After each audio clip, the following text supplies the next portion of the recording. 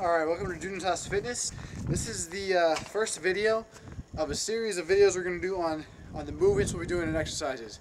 So today is going to start our daily drill, our first workout of the website of the program. So I hope that you follow and keep up and work hard, be diligent with your work ethic in order to attain fitness.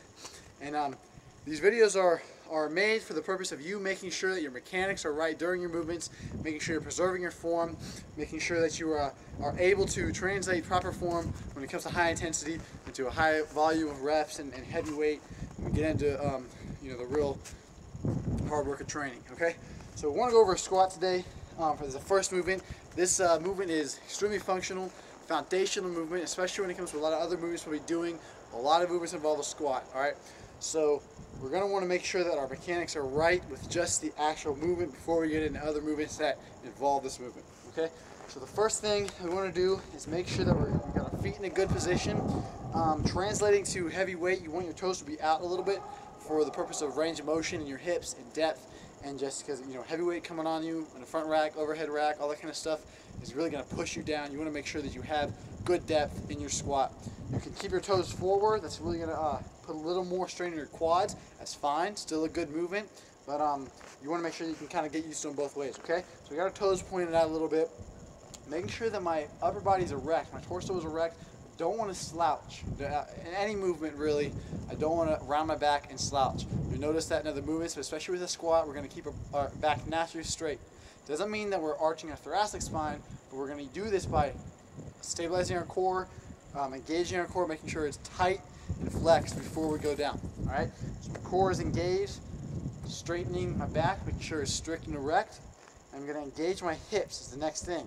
So I got my hip flexors right here, and I flex them and engage them. You'll notice that when you do that, your knees point outward. All right, this is going to allow for stability in your ankles, and you're not going to collapse in with your knees. You'll notice, don't engage my hips, come down, my knees are all over the place. They can collapse in, and it'll be really bad for my ankle, especially with high volume, high weight. You're going to lose your ankles on that. Don't want to do that. So our hips are flexed, back straight. The wider you go, a little easier it's going to be for your torso to remain erect. All right, so when we talk about doing wall ball shots, where we talk about doing front squats, it may be a little easier for you to widen up your grip or your stance a little bit for the purpose of keeping your upper body erect. You'll notice I come down, my toes are out and my back is up, but it's easier for me to keep my chest out. All right, so now I'm just kind of sitting down like I'm sitting in a chair.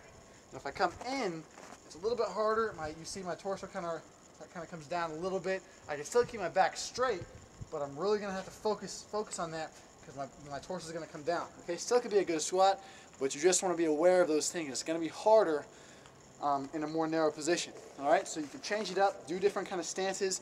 When we talk about high bar back squats, low bar back squats, you'll see those videos coming up soon. You're going to see different kind of stances. All right, so we'll talk about it when we get to those movements, but be aware of that. Work on those different stances, making sure that when you go down, your hips are below the crease of your knees. That's going to make it a rep that counts. You want to make sure you're doing that so that your reps do count. Don't cheat on them, obviously. And just make sure you're getting that full depth and extension. When you come up, open your hips, making the rep count as well. And just keep those ankles stable, keep those hips flexed, keep that core tight, that back naturally straight, keep that chest up. All right? We'll go over some back squats and front squats. You'll see them to come.